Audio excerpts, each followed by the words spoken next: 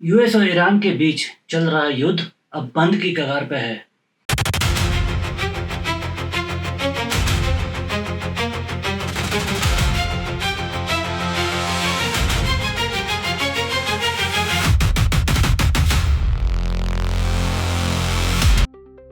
Trump की बात शायद कोई सीरियसली ना ले, इसीलिए ईरान की तरफ से यह ऑफिशियल न्यूज़ आ गई है कि 2 वीक के लिए सीज फायर हो गया है। इस सीज फायर में कई शर्तें रखी गई और उसमें से कुछ इमीडिएट इफेक्ट से लागू है। 2 हफ्ते के लिए स्ट्रेट ऑफ हॉर्मुज खुल गया है, मतलब जो कंटेनर्स नहीं पास कर पा रहे थे वो अब जा सकते हैं। ईरान पर कोई अटैक नहीं होगा, हालांकि इजराइल ने कंफर्म किया कि वो लेबनान पर अपना स्ट्राइक जारी रहेगा। स्ट्रेट ऑफ हॉर्मुज से हर दिन करीब 20 मिलियन बैरल तेल क्रॉस होता है। ऐसे में सीज फायर वाकई बहुत अच्छी खबर है। इंडियन मार्केट ने इस न्यूज़ को काफ़ी पॉजिटिवली लिया है। यही कारण है कि आज निफ्टी करीब 4% ऊपर गई है। निफ्टी के 26,300 के ऑल टाइम हाई से 15% से ज़्यादा करेक्ट होने के बाद अब इन्वेस्टर्स के मन में थोड़ी राहत है। देखना होगा कि ऐसा कब तक रहेगा, पर अब भी कुछ सवाल सबके मन में है, जैसे क्या मार्केट और गिर सकता है, अब इन्वेस्ट करना सही होगा, एग्जिस्टिंग पोर्टफोलियो में कुछ बेच देना चाहिए। अब ये सवाल एक घने कोहरे की तरह है जिसमें किसी के लिए कुछ भी देख पाना असंभव है, पर अगर आप थोड़ा लॉजिक का इस्तेमाल करें, आगे पीछे देखें, तो आपको एक रफ आइडिया हो सकता है कि आगे क्या होगा। जानते हैं ये कौन से लॉजिक है जो हमें इन सवालों का जवाब दे सकते हैं। सबसे पहला लॉजिक, इससे पहले जितने भी जंग हुए उनका इंडियन स्टॉक मार्केट में क्या इम्पैक्ट हुआ। सबसे पहले कारगिल युद्ध के बारे में जानते हैं।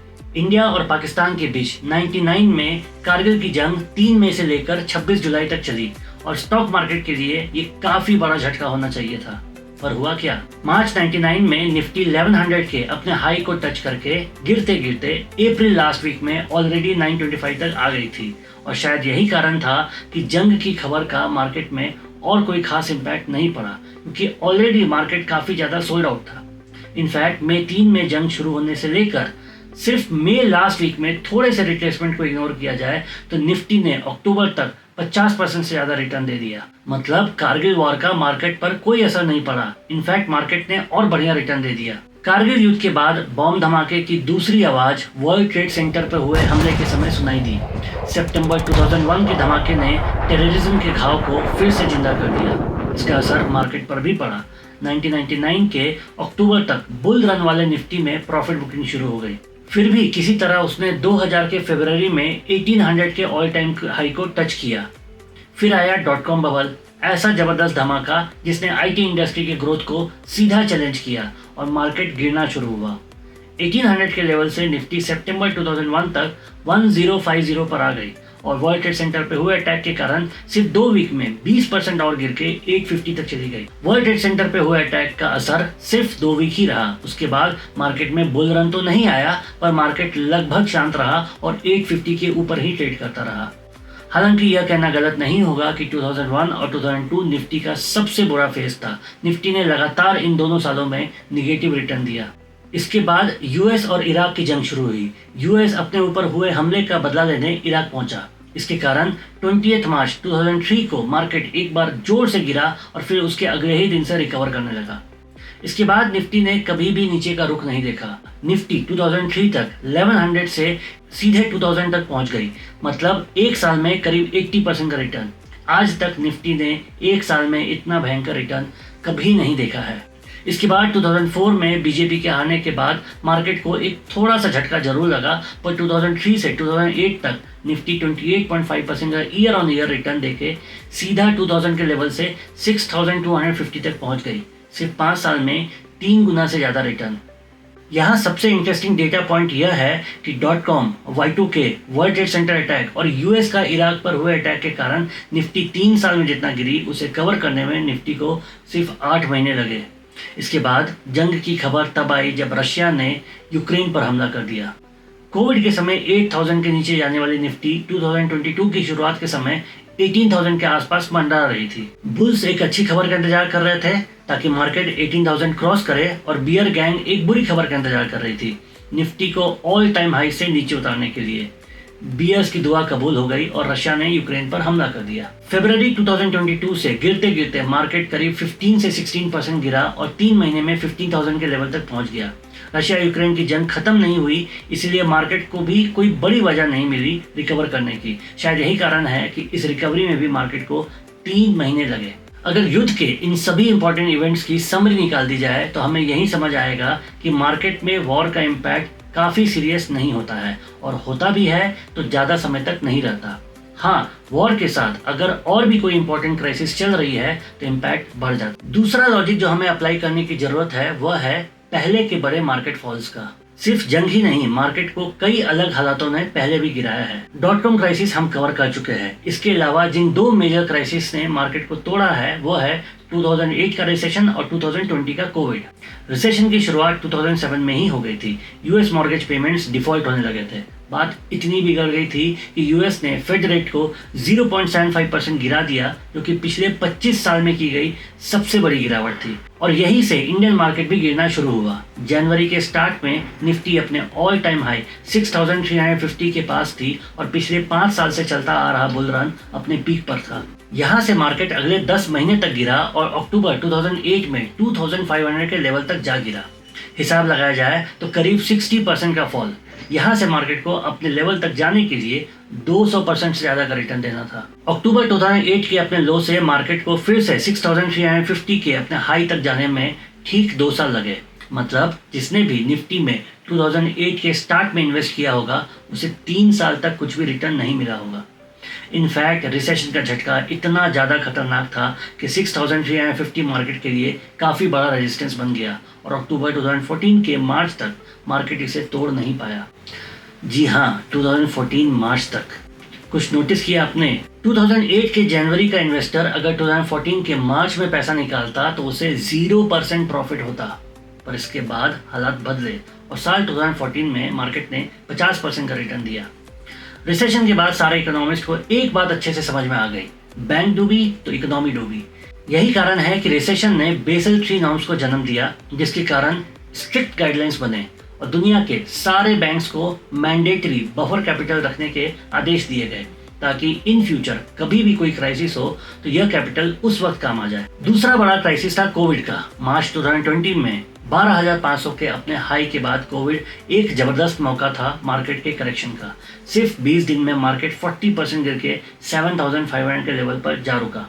कोविड से ज़्यादा खतरनाक था कोविड का डर, जो कि पता नहीं कैसे सिर्फ 20 दिन में ही खत्म हो गया।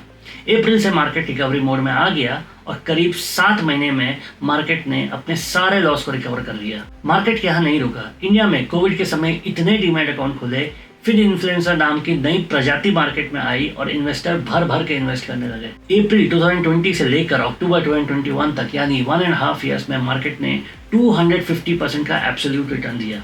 कोविड में सब कुछ बुरा हुआ, पर एक बहुत बड़ा बदलाव आया, डिजिटलाइजेशन का। डिजिटलाइजेशन की एक्सेप्टेंस बढ़ गई। जिस कैश को मार्केट से हटाने में इंडियन गवर्नमेंट को डीमोनेटाइजेशन जैसे कड़े कदम उठाने पड़े, उसे कोविड ने एक झटके में खत्म कर दिया। सिर्फ ट्रांजैक्शन में नहीं, अकाउंट ओपनिंग, केवाईसी, सब कुछ में डिजिटल प्रेजेंस बढ़ गई। पहले के वॉर्स और मेजर मार्केट फॉल्स के अलावा एक और लॉजिक है जिसे देखना बहुत जरूरी है। प्रेजेंट ऑयल क्राइसिस जैसे सिचुएशन जब पहले आया था तो मार्केट ने कैसे रिएक्ट किया था। ऐसा नहीं है कि 2026 की ऑयल क्राइसिस इंडिया की पहली ऑयल क्राइसिस है। एक बड़ी ऑयल क्राइसिस 1990 में भी हुई थी, जब इराक ने कुवैत पर हमला कर दिया था। 2 अगस्त 1990 को इराकी सेना कुवैत पर हमला करती है। इसे प्रोजेक्ट 17 नाम दिया गया और यहाँ से दुनिया भर में और इंडिया में ऑयल क्राइसिस शुरू हुआ। तेल की सप्लाई अचानक से बंद होने के कारण इंडिया बैंकरप्सी तक पहुँच गया था। तेल के दाम $15 से बढ़कर $35 पहुंच गए और इन्फ्लेशन रेट 17% तक चला गया। एक्सपर्ट्स के अनुसार हमारा फॉरेक्स रिजर्व उस वक्त लगभग 0 हो गया था और सिर्फ 2 हफ्ते तक का इंपोर्ट करने का पैसा बचा था। निफ्टी उस समय 500 पॉइंट से गिरकर सीधा 300 पहुंच गया। इस फॉल में निफ्टी को 4 महीने लगे और फिर उस वक्त के फाइनेंस मिनिस्टर मनमोहन सिंह ने इंडिया को लिबरलाइजेशन का तोहफा दिया और इंडियन इकोनॉमी ग्लोबल ब्रांड्स के लिए खुल गई। इसका सीधा फायदा इंडियन स्टॉक मार्केट को मिला। निफ्टी ने अगले 6 से 7 महीने में अपने लॉस को रिकवर किया और अगले 8 महीने में करीब 250% रिटर्न दिया। हालांकि इस रिटर्न में हर्षद मेहता के कारनामे भी शामिल है। तब से लेकर अब तक हालात बदल गए हैं। अब हमारे फॉरेक्स रिजर्व $700 बिलियन से ज़्यादा है ऑयल क्राइसिस के बाद इन्फ्लेशन बढ़ रहा है, फिर भी 4.6% के आसपास है। इस वक्त परेशानी बैंकरप्सी की नहीं है, पर हमारे तेजी से बढ़ते इकोनॉमी के रुक जाने की है। स्ट्रेट ऑफ हॉर्मुज़ के अलावा रेड सी भी इस जंग का टारगेट बन चुका है, जिसके कारण इंडिया की इंपोर्ट और एक्सपोर्ट दोनों हिट हो चुका है।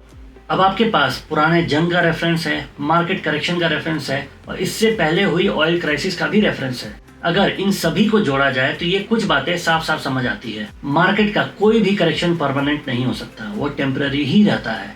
क्यों ऐसा होता है? दरअसल मार्केट की सारी मूवमेंट में जो सबसे इंपॉर्टेंट फैक्टर होता है वो है लिक्विडिटी। अगर मार्केट अपने ऑल टाइम हाई पर है तो मार्केट में लिक्विडिटी कम है। ऐसे में कोई भी बुरी खबर का इम्पैक्ट ज्यादा होगा। मार्केट में बियर गैंग पोजीशन लेने के लिए तैयार है, रिटेल इन्वेस्टर्स प्रॉफिट बुक करने के लिए तैयार है। अब जब मार्केट गिरना शुरू होगा, लिक्विडिटी बढ़ेगी। धीरे धीरे मार्केट गिरता रहेगा और लिक्विडिटी बढ़ती रहेगी, लेकिन कब तक? आज के वक्त भी निफ्टी या किसी भी इंडेक्स में सबसे बड़ी होल्डिंग प्रोमोटर्स की होती है। मार्केट जब भी गिरता है तो यह प्रोमोटर्स आसानी से अपनी होल्डिंग्स नहीं बेचते। इसीलिए एक वक्त ऐसा आता है जब मार्केट ओवरसोल्ड कैटेगरी में चल जाता है और उसका और ज्यादा गिरना मुश्किल होता है। यह भी समझ आया कि मार्केट जितनी तेजी से गिरता है उतनी तेजी से ऊपर नहीं जाता। इसके कई कारण हैं। सबसे पहला मैथमेटिकल कारण, कोई स्टॉक अगर 100 से 50 आ जाए तो वो 50% का फॉल होगा, पर अगर इस 50 से 100 जाना है तो 100% का इंक्रीमेंट करना होगा। मतलब गिरने से ज्यादा समय लॉस रिकवरी में जाता है। दूसरा कारण साइकोलॉजी है। डर का इमोशन उम्मीद के इमोशन से ज्यादा स्ट्रांग होता है। यह एक साइंटिफिकली प्रूवन फैक्ट है और हम साइकोलॉजी ऑफ इन्वेस्टिंग में इसके बारे में डिटेल्स में जानेंगे। अभी के लिए इतना समझते हैं कि जब भी मार्केट में कोई बुरी खबर आती है तो हम सब में पहला इमोशन यही आता है, बेच दो, कम से कम जितना पैसा है वो तो मिल ही जाएगा। इसे पैनिक सेलिंग कहते हैं। अनफॉर्चुनेटली पैनिक बाइंग नहीं होती। जब मार्केट ऊपर जाता है तो इन्वेस्टर अगर खरीदता भी है तो स्मॉल ट्रांजैक्शन में खरीदता है, जबकि बेचते समय वो अपनी पूरी होल्डिंग बेच देता है। यही कारण है कि स्टॉक मार्केट में जो समझना सबसे ज्यादा जरूरी है वह है इन्वेस्टर्स बिहेवियर। इन पुराने इंसिडेंट से हमें यह भी समझ में आ रहा है कि मार्केट के फॉल की रेंज धीरे धीरे कम हो रही है। तो 60% गिरा, उसके बाद 40%, उसके बाद 25% और अब शायद 15%। हालांकि सिर्फ 3-4 इंसिडेंट्स में यह पैटर्न कंफर्म करना आसान नहीं है, पर यह बात कॉन्फिडेंस के साथ कही जा सकती है कि इन्वेस्टर्स अब मैच्योर हो रहे हैं। पैनिक का लेवल्स भी कम हो रहा है। जिस लिक्विडिटी की बात मैं कर रहा था वह अब इन्वेस्टर्स को समझ आ रहा है। यही कारण है कि हर मार्केट फॉल मार्केट में नए इन्वेस्टर या नए फंड्स लेके आता है। यह वो इन्वेस्टर है जो अपने पैसे एफडी में या दूसरे डेट इंस्ट्रूमेंट्स में रखते थे और सही मार्केट कंडीशन में वो इन्वेस्ट करना शुरू करते हैं। मार्केट में जंग, कोविड और रिसेशन से ज्यादा बड़ा फियर होता है अनसर्टेनिटी का। जब तक मार्केट अनसर्टेन है तब तक गिरता रहेगा, जैसे कोविड के समय हुआ। कारगिल वॉर के ठीक पहले एक बार क्लियर हो जाए कि कोविड, वॉर या रिसेशन का क्या मैक्सिमम इम्पैक्ट होगा तो मार्केट रिकवर करना शुरू कर देता है। यही कारण है कि मार्केट में सबसे बड़े फॉल किसी भी बुरी खबर के सबसे इनिशियल स्टेज में आता है, जिसे हम नी जर्क रिएक्शन कहते हैं। कई इन्वेस्टर इस रिएक्शन में भी अपनी होल्डिंग्स बेच देते हैं तो मार्केट और भी ज्यादा टूट जाता है। हर बड़ा करेक्शन मार्केट, इन्वेस्टर्स और इकोनॉमिस्ट को कोई सीख देता है। 2008 के करेक्शन ने मार्केट को बेसल 3 नॉर्म्स दिया। नए कैपिटल रिक्वायरमेंट्स के कारण अब बैंक्स बड़े से बड़े करेक्शन को भी इजीली मैनेज कर सकते हैं। कोविड ने सब कुछ डिजिटलाइज कर दिया जो शायद इतने आसानी से नहीं हो पाता। हो सकता है कि यह ऑयल क्राइसिस रिन्यूएबल एनर्जी के इंडिया के एफर्ट्स को एक जोरदार पुश देगा।